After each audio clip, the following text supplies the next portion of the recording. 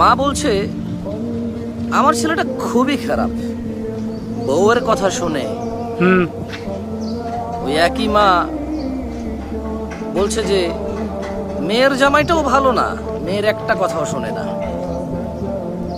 বোন বাপের বাড়ি এসে বলল যে ভাইটা আগের মতো নেই, খারাপ হয়ে গেছে, তত্ত্ব তালাশ করে না, দাওয়াত দেয় না, খোঁজ খবর নেয় না, ঈদ চাঁদ কোরবানি যায় জামা কাপড় দেয় না, একটু দাওয়াতও করে না, একটু বিপদে পড়লে হেল্প করে না।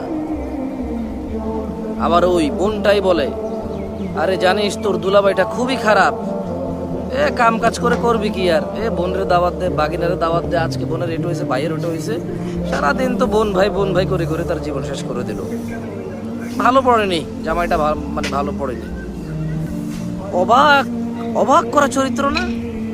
মা তার ছেলের জন্য যে চরিত্রকে অপছন্দ করে, ঘৃণা করে, বদদোয়া করে, কিন্তু